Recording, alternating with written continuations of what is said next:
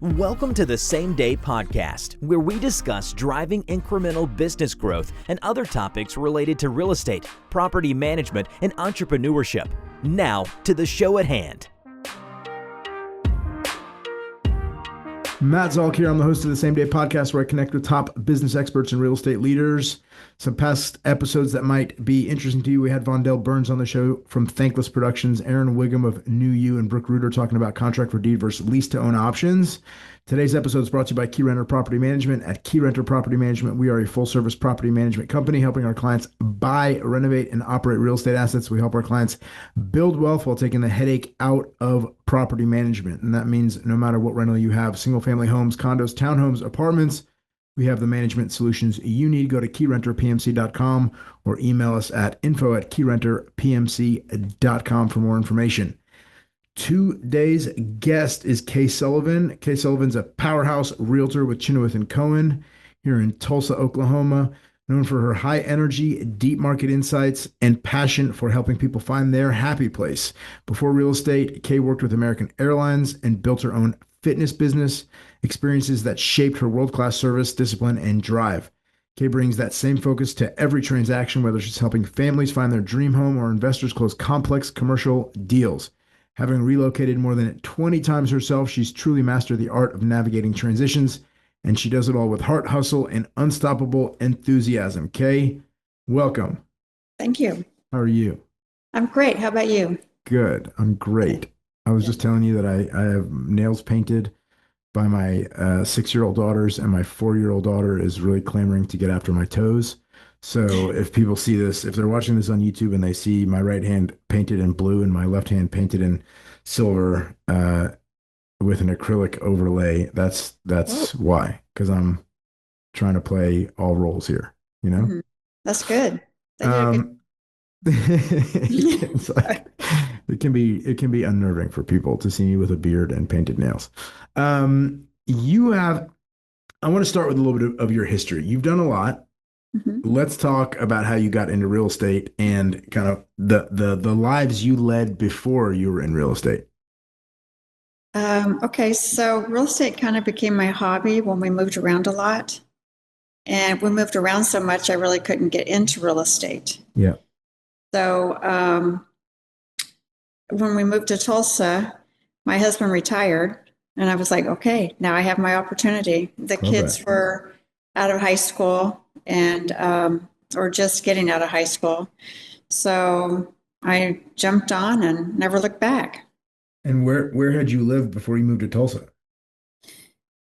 We had so my husband was a federal agent. Cool. With the government. And then he retired in St. Louis. We lived there. And then after he retired, somehow the military heard, because he was also retired from the Army Reserve. And they said, will you come back in? Wow. And he said, well, yeah. So we all left St. Louis and went to Fort Leavenworth, and he managed. Is that in Kansas? Yes. Yeah. And so he managed all the security, and we were supposed to be there 2 years. I left after a year because we have a middle daughter that is blind. Got it. And I needed her to get ready for college, and I didn't feel like we were getting it done there. So we came to Tulsa and put her into the Jinx School District. So she needed to be challenged. And anyway, he finished out his term and came on down to Tulsa. And is your middle child successfully graduated from college at this point? Yes, she graduated from ORU, Oral Roberts University, and she got her master's, and she's a family therapist. Wow, I love that. Yeah. My friend Haben Gurman was the first blind deaf graduate of Harvard Law School.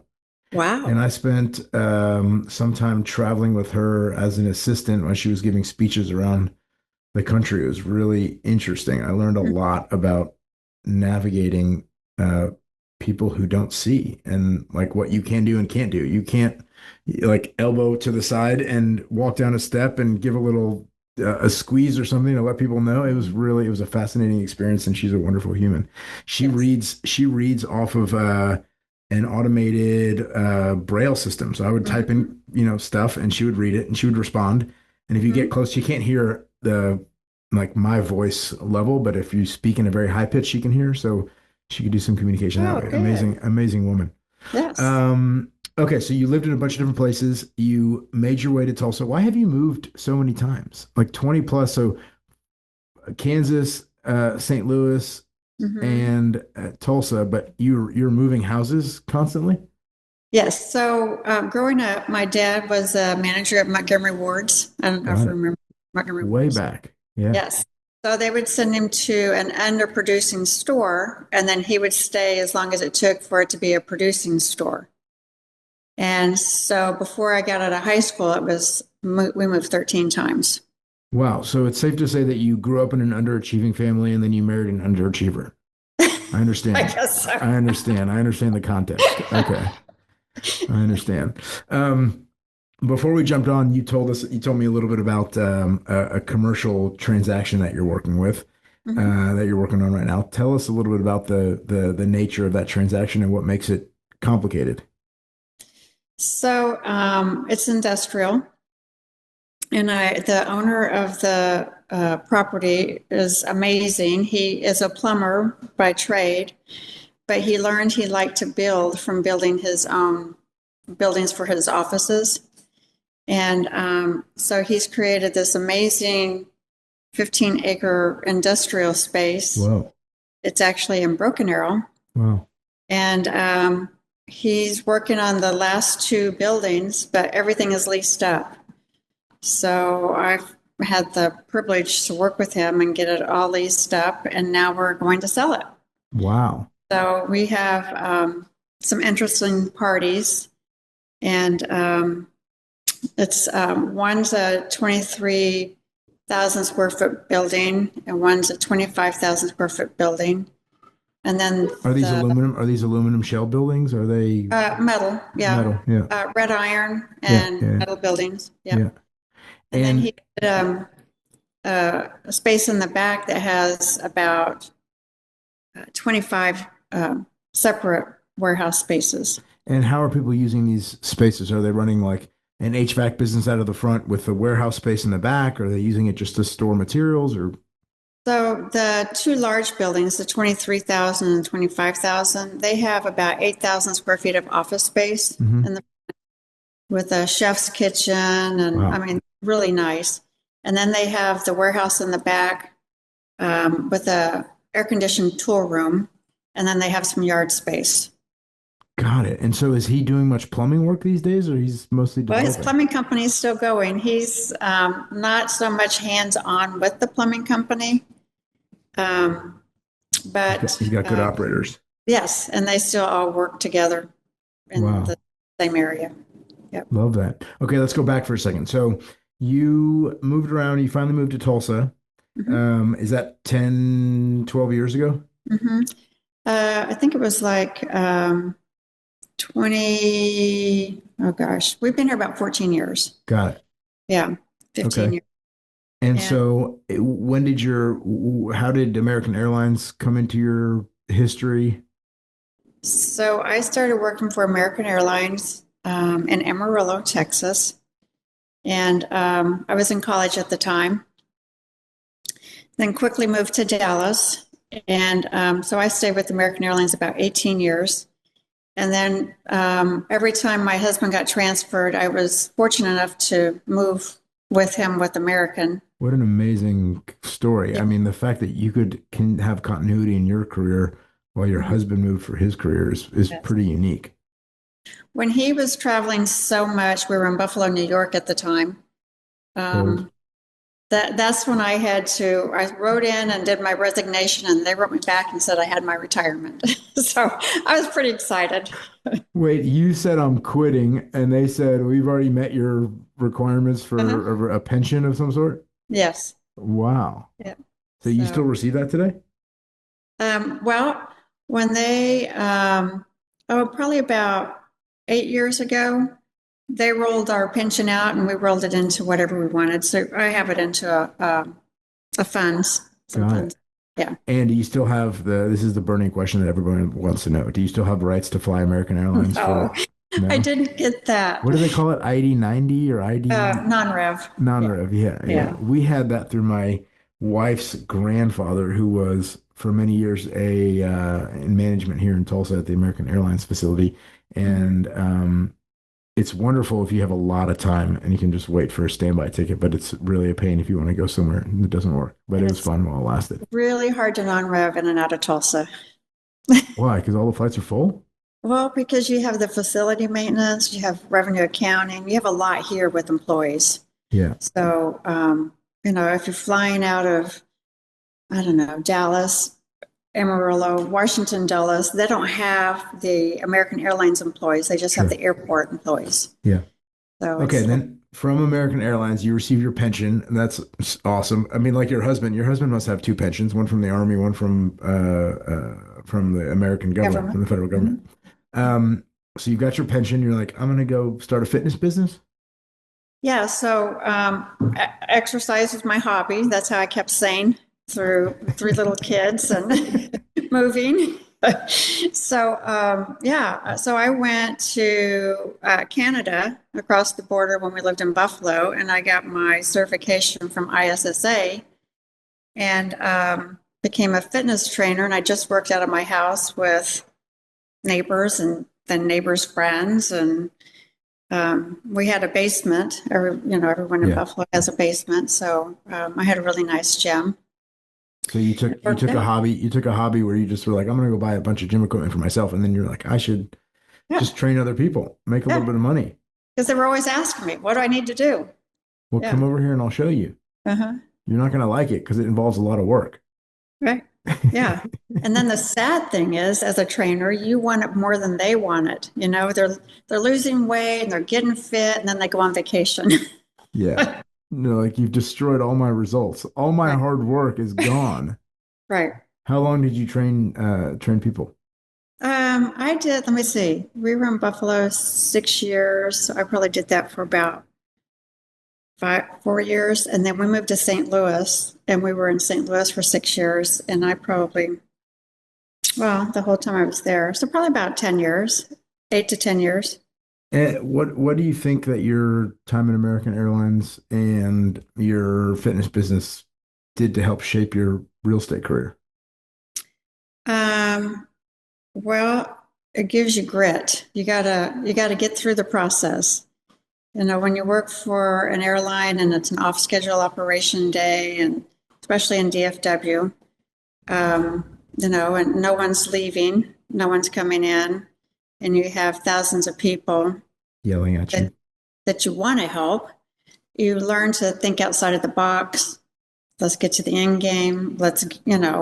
So you learn to problem solve.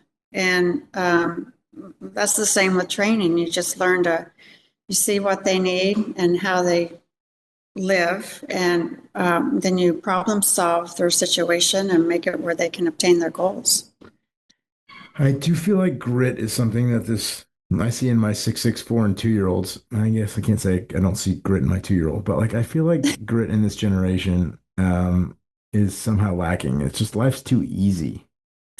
It is. I agree. It's It's like just, I feel like my kids, not that I want them to be, but they're like never going to be beaten up on the schoolyard. They're never going to like fall enough to really develop the emotional, physical calluses to survive in this world. mhm. It's a problem. Yeah. Yeah, I agree. You got to find like micro ways to teach your kids grit Hmm. is my feeling. And because that's I feel like grit is such a tool for success. It is. If you don't have grit, if you're not staying in there, if you're not, fighting your way through it, you're not Yeah. going to get it. Yeah. My kids are fond of saying like, I can spell this. I'm smart. And I always say it doesn't matter if you're smart. It matters if you work hard. Yeah, Because like that's right. everyone's smart. I mean, the people you're going to be competing with in life are all going to be smart. It makes no Hmm. difference. It's just And there's whether you always have going to be someone smarter. totally. Right. Just matters whether you have the grit, the persistence to actually stick it out and do it. Hmm. What was your first real estate trend? Speaking of grit, like how long did it take you to find some modicum of success in real estate. Like, what was your first transaction like? How long did it take you to find it, etc.? Okay, so the first year I didn't sell one thing. That's Nothing. grit. You just kept Yeah. going. Okay. And you were actively trying. I mean, you were Yes. working. It wasn't like it was hobby side hustle. You were actively Right. pursuing. Yeah, I know. I came into the office every day. I did Wow. the ninja. I followed that. Um, yeah, so I did, but also I wasn't from here. So I didn't have that base of, friendship. I had some family members, but there was real other realtors in our family. Yeah. So, Yeah. um, yeah, so my first deal in my second year was a condo I leased, and I got like $68, and I was so proud. Frame that check. Yeah. Cash it, then frame it. So, yeah, And how so did you negotiate a $68 fee on a condo? It was a percentage of the lease amount or what? yeah, it was like, they offered, I don't know, $80 to lease the condo. It was a company doing it. And so I found someone to lease it, and then they paid me the $80, and then I got my 68 or whatever Oh, you after had a I, split with commission with your broker. Okay, yeah, got it. They weren't like, oh, how about you just take this? You worked so hard for this. How about you just take it? Instead, they yeah, were like, nope, we got to yeah, honor the split. yep, I'm taking my $17. yeah, yep. So, and then my first house transaction, I think an agent in the office that was one of the top agents in probably the state took pity on me and gave me a referral. Okay, But I think she greased the skids before I got it because they bought the house I showed them. love that. That's And kind. That's true yeah, kindness. yeah. And have you paid that forward Oh, since yes. then? Yes. I And try to always pay forward. how do you generally do that? Well, I always try to bring, people that are working hard. I'll give them a referral or ask them to work something with me Yeah, until they can start getting some business themselves. yeah, Um, they'll come to me and ask for advice on what to do, and I'll say, show up. You got to show up every day. You got to dress for success because you want people to take you serious. yeah. And, just start the process, be in the office, listen to people talk, go to open houses, listen to agents. You can learn a lot about the world of real estate by listening to experienced agents talk about a property or listings that they have. And of course, I did my gig with 3 and 4 open houses a weekend, you know, doing that. So, That's hardcore. mhm, yep. Um, how long was it into your second year before you did that $68 transaction and then until you did your the first gimme? First, give me. I did this $68 transaction pretty first into my second year. I mean, Okay. within a month or so. Yeah. And then about 4 months, I had my first closing. And how did you stair step that into greater success? Well, I think it instills confidence in you. Yeah. Yes, I am a realtor, Yeah. and then you look at Turns yourself. out, turns out. Yeah, I sold a house. Actually, I had help, but yes, I went to a closing and, so I think the confidence of getting that first deal under your belt is Huge. really propels you Yeah. into doing other things and just carrying yourself differently and talking to people differently. Yeah. You have like a hero story you can lean on and say, well, I was working this one transaction and something happened. I got a little sideways on this, and but we've solved it, and so you can kind of lean back on those experiences. I remember going through training, our post 45 training here, and the teacher said, "Oh, don't worry about writing that contract right now. There will always be someone here to help you." So my first contract, no one was here. Not anyone. The office was closed. I'm walking around, there's no one in here.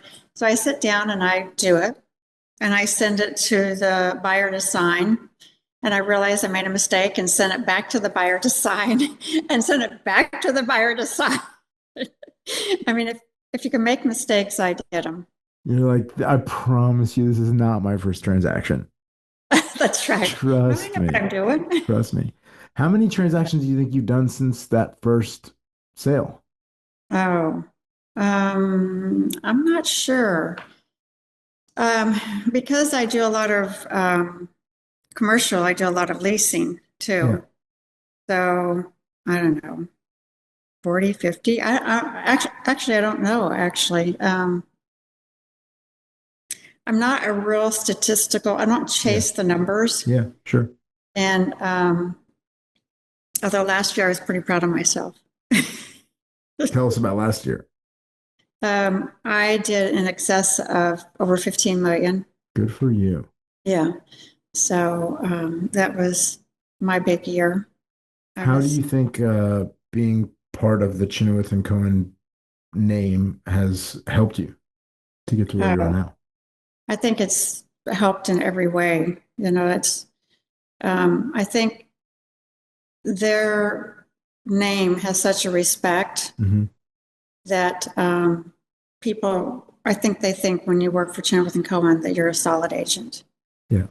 And there's so much help. There really is a lot of help. That one deal that I It was a had fluke at because it was a night weekend. by myself. It was midnight on a Saturday. You can't expect anybody to be there. When I said there'll always be someone to help you, I meant during regular business hours. Right. Yeah. Or before 10 at night. Um, Tell us a little bit about your mantra of helping a family find their dream home or helping someone, execute their dream transaction. Well, my goal is to make it for them like not a transaction. Yeah. You know, you want to make it a pleasant experience, a smooth experience. Um, you know, all you want them to do is get excited about getting into that house. Sure. And everything else is on me to make it right and easy for them. And, you know, veterans, I love to work with veterans because, you know, my husband's a veteran. First time home buyers, my kids are in that ballpark of first time home buyers. And so Yeah. it's the one thing I have or kind of feel with the first time home buyers is you have to be on it time wise because the way the world works and the way their mind thinks is if they don't have an answer immediately, then they're going to look for that answer or get someone that can answer it. And so you have to be on it when you have the first time buyers. But that means Especially, like if somebody reaches out to you, contacts you, you got to be responsive by text or phone call, like, absolutely, relatively quickly. immediately, Yeah. because they're Speed like, to next. lead. Mm-hmm. Yep. Yeah, that's also just a crazy world we live in that people expect immediate responses. I mean, Mm-hmm. you're at American Airlines. I suspect that some of the computer technology was a little bit different and the Yeah. speed to required for proper execution was different. Now it's like Saturday at midnight when I email you, I expect a Mm-hmm. response because that's when I'm looking for a house and you have to be responsive when I'm looking for a Right. house. It's like, Yeah. that's really, expectations are Mm-hmm. really 24/7. How do you manage? And can we see that now? Yeah. Like it's midnight. It's midnight. I don't think the seller's going to show it to us. Yeah. Um, how do you manage your own energy and your own fitness and well-being in this kind of crazy 24/7 world we live in? I mean, I'm I'm high energy. I'm not, you know, I wouldn't say I'm like nuts energetic, but you know, I try to eat right so I don't get tired and Yeah. don't feel sluggish. I do exercise, you know, often. Um, I have a great husband that, you know, he'll kind of tries to maintain the household for me while I'm working. Although, you know, we don't really have kids or anything at home now, so it's he and I, and Fewer um, handprints on the wall and fewer mess to clean up. yeah. A little less mess to So, clean and up. he's good with that, you know, taking care of the dogs and the Yeah. dishes, and you know, and he'll be my sign guy. He helps me with, you know, and And always, if I'm going someplace that I don't know the people, he's my security detail. Do you use Forewarn that the NAR recommends we use to look up people's numbers and stuff? I don't. I should. That's a good tool. It is a good Yeah, tool. I should. That's Because part of he's that. always asked me, "Do you know him?" No, and so he's big in law enforcement. So yeah, Is he still active or is he retired now? he's retired He's retired twice retired. twice. Uh-huh. Love that. Is he still active? Does he go to the gym with you and push some steel around? Well, we have a gym upstairs that he goes there. I go to the gym, and I'm not a gym rat. I don't like the traditional gyms, so I go to Tulsa Fitness Systems, and it's a just a class, high intensity interval training. Cool. Yeah, so you don't have time to stand around and talk in the Sure. gym. You just go in and out. Yeah. Yeah. Tell us a little bit about the entrepreneurship required to sustain your real estate practice. What do you do that's most entrepreneurial in nature? Oh, that's a good question. Um, so most entrepreneur, well, you have to just realize that you are, I mean, your word is what your business is. Yeah. And if you can't follow through with your word, your business isn't going to go anywhere. So it's, follow through. It's respect for the other agents. And it's just being approachable, I think. Again, I just like to help people. So I might help, a couple of agents in the office with their first house sale, and then they've got a commercial deal that they can't do. So then they call me, and it just reciprocates all the Yeah. time. So I wanna go into this the law of reciprocity from Bob Bergen's book The Go-Giver, which we mutually love. But before I do that, I want to ask um, I had a question on the top of my mind. Hold on. You're saying, oh, like the sense I get is that so many of us as realtors are like high ego driven. And you said, have respect for other agents. I find that other agents aren't always super respectful. It's for high producing agents, it's hard to get a response sometimes. mhm. People don't necessarily reply in a timely fashion to offers, and you wonder if they've even followed up on their, required duty to share an offer. And then people are curt, they're short, and they're very much they just seem very the esteem of the self is through the roof. And I always wonder where that comes from. Why are people in our industry, why do we have such egos, do you think?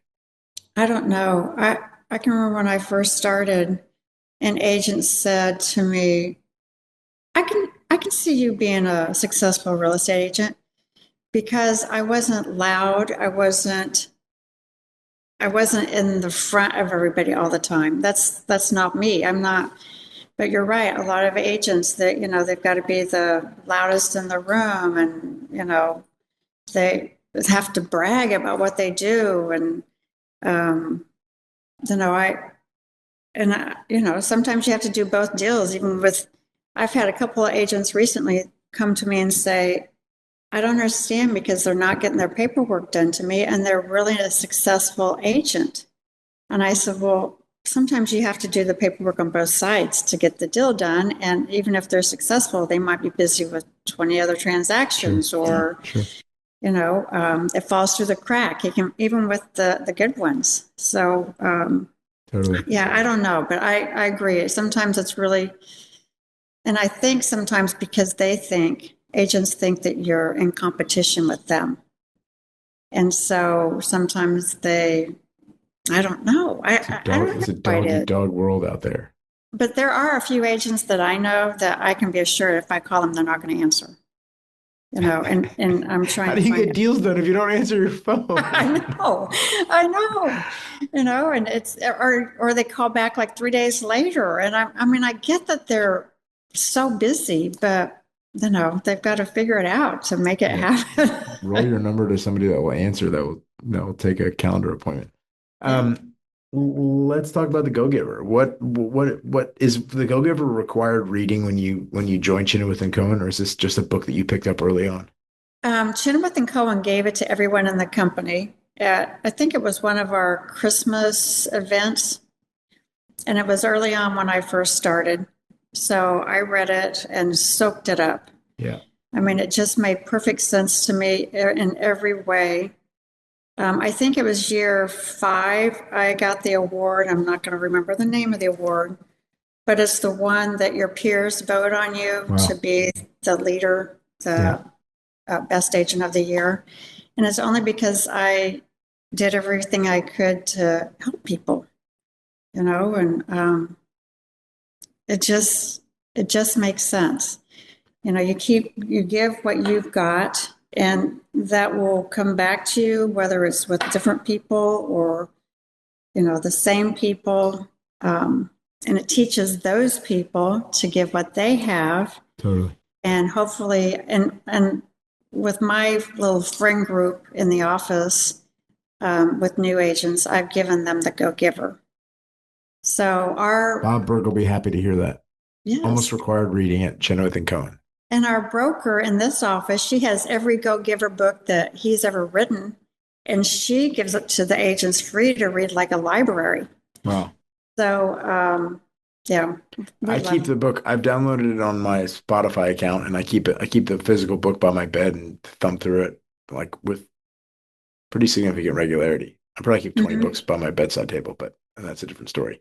But I mean, it is a great, for those people who have not read The Go-Giver by Bob Berg, and he's got a co-author. I can't remember his co-author's name, but Bob Berg and his co-author, it's a parable about a sales guy trying to close his quarter and not finding success in that venture, but ultimately meeting a mentor named Pindar that teaches him the 5, what do they call them? The 5 immutable laws of success, or the 5 stratospheric, there's 5 laws of stratospheric success. And they're about creating value and reciprocity and the ability to receive, and some laws of income and some other things. Very, very good fable, short read, but very impactful.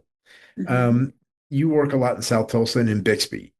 What's going on in South Tulsa? Where's the path of progress? Tell us what's up and coming. Whoa.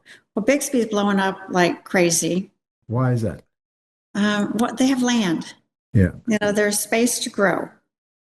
And the downtown is just now being, I think, revitalized and developed, and they're trying to bring in some new businesses. Is that called the Waterfront District or something? What is it called?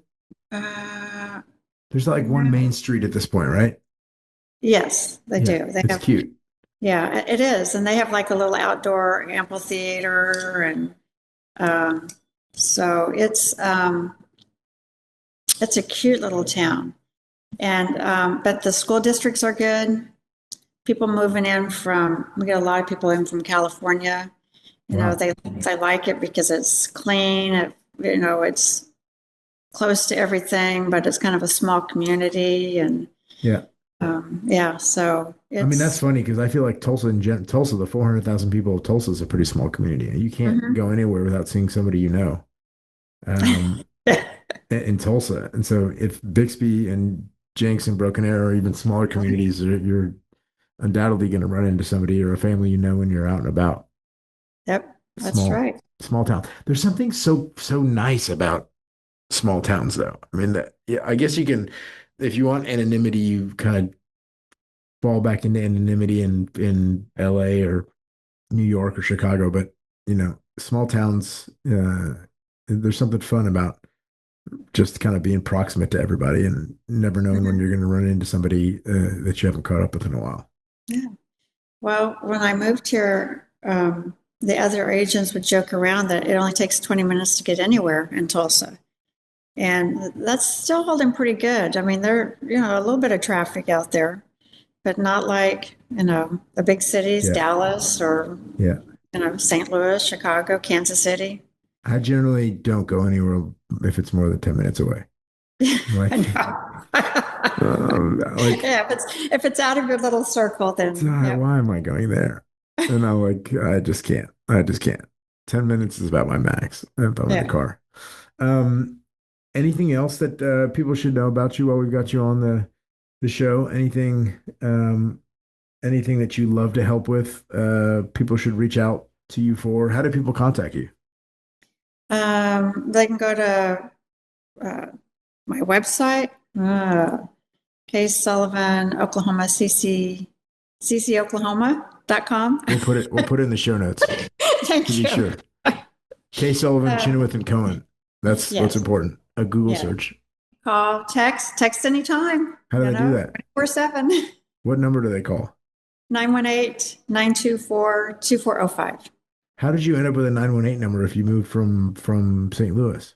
Well, that was a good question. I remember I went into Lee Cohen's house, one of the owners, not his house, the office. And I was talking to him about something, and he goes, "Do you have a 636 number?" And nobody's going to answer your phone in Tulsa. And that right there said, "Okay, Kay, time to change your number." It was really hard to do too, because when you have something so long like that. Yeah. Now there's a lot of agents that have different area codes, but when I first started, there wasn't very many. I mean, I do feel like in Tulsa, speaking of small town, if you call from a number that's not 918, people just do not answer. Yeah. People screen that call. They do. Like, who could possibly be calling me from somewhere else? There's no reason for me to answer this. Right. So, So, I mean, I do leasing, residential, commercial, sales. I do it all. Do you work with Chinowth and Cohen's property management company to do leasing for them? I do leasing. If someone comes to me and says, "I need to lease my house," I help them. I don't give them to someone else, especially if they're my client from other transactions. I'm not going to send them away. Sure. So I definitely do that. I don't manage the property, but I will get their property leased, or if they need to sell their house and lease something, I'll certainly help them with that too. Yeah. Wonderful. Yeah. Kay Sullivan's a powerhouse realtor with Chinowth and Cohen, as you heard today, known for her high energy, deep market insight, and passion for helping people find their happy place. Before real estate, she worked with American Airlines and built her own fitness business, experiences that shaped her world-class service, discipline, and drive and grit, as we heard today. Yep. Kay brings that same focus to every transaction, whether she's helping families find their dream home or investors close complex commercial deals. Having relocated more than 20 times herself, she's truly mastered the art of navigating transitions, and she does it all with heart, hustle, grit, and unstoppable enthusiasm. Kay, thank you for being on the show. Thank you. I appreciate it. Bye-bye.